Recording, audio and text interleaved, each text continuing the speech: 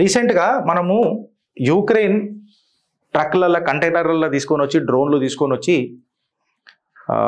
Russian air bases మొన్న బ్రిడ్జ్ను కూడా గులగొట్టింది. Russia ఖచ్చితంగా దీని మీద నేను ప్రతీకారం తీసుకుంటాననేది రష్యా తీసుకోవాలి కూడా. 18 months నుంచి ప్లాన్ చేసి మేము ఈ డ్రోన్ల టెక్నాలజీని వాడి మేము కీలక 34% are to that matter 40 jets ఏవైతున్నాయో ఏదైతే యూక్రెయిన్ మీద భీకర దాడి చేసినాయో ఆ జెట్స్ అన్నిటి మేము పేల్ చేసినాము, including TU-95 bomber jet etcetera nuclear capability ఉన్న బాంబర్ జెట్లను పేల్ చేసినాము. రష్యాకు $7 billion ఆర్థిక నష్టం తీసుకొచ్చినాము అని చెప్పి Zelensky and to that matter Ukraine చెప్పినాయి. అయితే ఈ డ్రోన్లు ఎట్లా తయారు చేసింది యూక్రెయిన్ అని చెప్పి మాట్లాడితే మీరు నమ్ముతారా ఫ్రెండ్స్? ఒక ఓపెన్ సోర్స్ సాఫ్ట్వేర్ అంటే ఫ్రీగా దొరికే ఇంటర్నెట్లలో దొరికే సాఫ్ట్వేర్ని తీసుకొని వచ్చి యూక్రెయిన్ ఈ డ్రోన్లను తయారు చేసింది. ఈ డ్రోన్లని ఓపెన్ సోర్స్ సాఫ్ట్వేర్ తయారు చేసిన క్రిస్ ఆండర్సన్ ఎవరైతే ఉన్నారో ఆయన క్రియేటర్స్ అంటే ఆయన పార్ట్నర్స్ అనుకోండి. మునోజ్ తీసుకోండి లేకపోతే జాసన్ తీసుకోండి, వీళ్ళని కూడా ట్యాగ్ చేసి ఒక ట్వీట్ కొట్టిండు. అరే మేము ఇది ఓపెన్ సోర్స్లో పెట్టినాం కరెక్టే, కానీ మా దిమాగులకు బనకు కూడా లేకుండే ఇది ఇంత ఘాతక్ ప్రూవ్ అవుతుంది, ఇట్లాంటి టెక్నాలజీ వీళ్ళు వాడుకొని రష్యా మీద అటాక్ చేస్తారు అని చెప్పారు. 2007లో ఏదైతే ఈ డ్రోన్ సాఫ్ట్వేర్ ఏదైతే ఉండేనో వాళ్ళు ఓపెన్ సోర్స్లలో పెట్టేసారు. అంటే కూడా నువ్వు డౌన్లోడ్ చేసుకోవచ్చు, నేను కూడా డౌన్లోడ్ చేసుకోవచ్చు. అయితే 2007లో పెట్టిర్రు, దాని తర్వాత ఇది ఇంత ఘాతక అవుతుందని చెప్పి ఎన్నడూ అనుకోలేదు. అయితే దీని పేరేం పెట్టిర్రు అంటే ఈ మునోజ్ ఇంకా ఆండర్సన్ ఇద్దరు కలిపి 3DR అనే ఒక సంస్థను ఫౌండ్ చేసిర్రు, ఒక డ్రోన్ కంపెనీని పెట్టిండ్రు. దాని తర్వాత అర్దు పైలట్ అని చెప్పి 2009లో దీన్ని ప్రారంభించిండ్రు. 10 సంవత్సరాల తర్వాత అర్దు పైలట్ రిఫైన్ చేసి క్రియేటర్లకు ఒక గ్లోబల్ కమ్యూనిటీకి ఇన్ఫ్యాక్ట్ ప్రొఫెషనల్ డ్రోన్ పైలట్స్కి ఒక హాబీ లాగా డ్రోన్ ఎగిరేయాలి అనుకుంటాం చూడు, వాళ్ళందరికీ డ్రోన్ తయారు చేయడానికి అటు ఎగిరడానికి ఇది పనికొస్తుందేమో అని చెప్పి దీన్ని డిజైన్ చేసారు. ఈ ఓపెన్ సోర్స్ అని అన్నాం కాబట్టి అది ఫ్రీ టు యూస్, మాడిఫై చేసుకోవచ్చు. నాకు సోర్స్ కోడ్ తెలుసు కాబట్టి దాన్ని మాడిఫై చేసుకోవచ్చు, ఏమైనా చేసుకోవచ్చు, యాజ్ ఇట్ ఈస్గా వాడుకోవచ్చు, లేదా కొంచెం చేంజ్ చేసి కూడా చేసుకోవచ్చు. అయితే ఈ complex series of drone strikes ఏవైతే అయినాయో కొంచెం మాడిఫై చేసి యూక్రెయిన్ వాడు ఉంటుంది. బట్ సోర్స్ కోడ్ మాత్రం వీడికని వచ్చింది అర్దు పైలట్ కాడికి.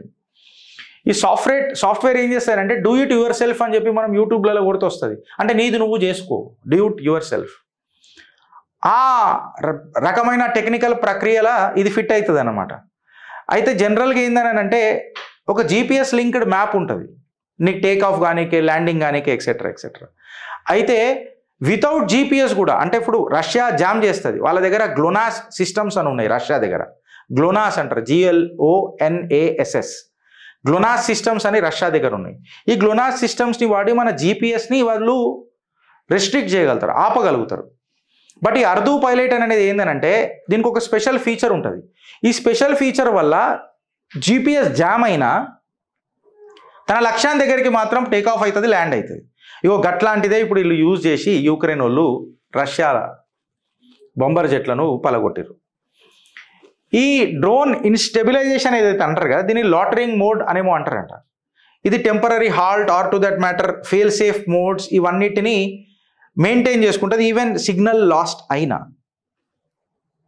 ఇది జనరల్గా ఒక మంచి ఉద్దేశంతో వీళ్ళు స్టార్ట్ చేశారు. Anderson, Jason, Munoz etcetera. ఎట్లా అంటే సర్చ్, రెస్క్యూ, ఇంకొకటి submersible ROV, 3D mapping, autonomous tractors, వీటికి ఉపయోగపడుతుందేమో అని చెప్పి ఇది ఓపెన్ సోర్స్లో పెట్టి జనజీవన స్రవంతిలో పెట్టిండ్రు. కాకపోతే ఇది మిలిటరీ పర్పస్కి దీన్ని సోర్స్ కోడ్ యూజ్ చేసి ఇంత ఘాతక్ అటాక్ రష్యా మీద అవుతుందని చెప్పి మేము ఎప్పుడు అనుకోలేదు అని చెప్పి వాళ్ళ అప్రహెన్షన్స్ వ్యక్తం చేసారు friends. So technology positive purpose కోసం తయారు చేసిన సోర్స్ కోడ్లు ఓపెన్గా ఉన్నా. నేను ఈ మాటలు మీకు ఎందుకు చెప్తున్నా, ఇంత టెక్నాలజికల్ ఆస్పెక్ట్స్ ఎందుకు తీసుకొస్తున్నానంటే యుద్ధం తన యుద్ధ నీతి మార్చింది.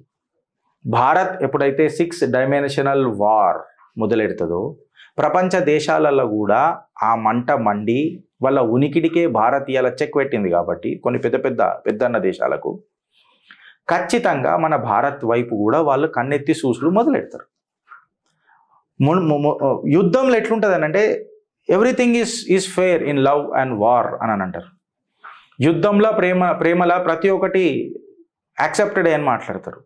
సో ఇలా ట్రక్లలో వచ్చి రష్యా బొంబర్ జెట్లను పేల్చేసింది అని అంటే అది యుక్రెయిన్కి కరెక్ట్, రష్యాకు తప్పు. మిత్రపక్షమైన రష్యా మనది కాబట్టి ఆబ్వియస్గా రష్యాకు మన ప్రాబ్లం అయితే మనకు గుండె కూడా కదులుతుంది కాబట్టి ఇది తీవ్రవాద చర్య అని చెప్పి మనం కూడా సమర్థిస్తాం. బట్ అమెరికా దీన్ని ఏమంటుంది అంటే బాగా కొట్టిరు రాబోయ్ అని చెప్తుంది, ఎందుకంటే రష్యా అంటే పడదు. చైనా సైలెంట్గా చూస్తుంటుంది, నేను నేర్చుకోవాల్సింది దీనిలో ఏమున్నది, ఈ డూప్లికేట్ మాల్ నేను ఎట్లా తయారు చేసుకోవాలని చూస్తుంది. పాకిస్తాన్ ఇట్లాంటి నల్లి లుచ్చ లంగా చాతలు ఏవైతే ఉంటాయో అందులో ఫస్ట్ నిలవడానికి ప్రయత్నం చేస్తుంది. టర్కీ దగ్గర ఆల్రెడీ డ్రోన్ టెక్నాలజీ గట్టిగా ఉంది కాబట్టి దీన్ని ఏ రకంగా వాడుకుందాం భారత్కి అగెన్స్ట్గా అని చెప్పి ఆలోచిస్తుంటుంది. సో నువ్వు అప్రమత్తంగా ఉండాలా, అనుభవించొద్దు అనే ఉద్దేశంతో ఇంత కటింగ్ ఎడ్జ్ టెక్నాలజీస్ కూడా కొన్ని మాట్లాడుతున్నాం. నిన్న టెస్లా మాట్లాడినాం, ఇగో ఈరోజు కూడా దీని మీద మనం మాట్లాడినాం.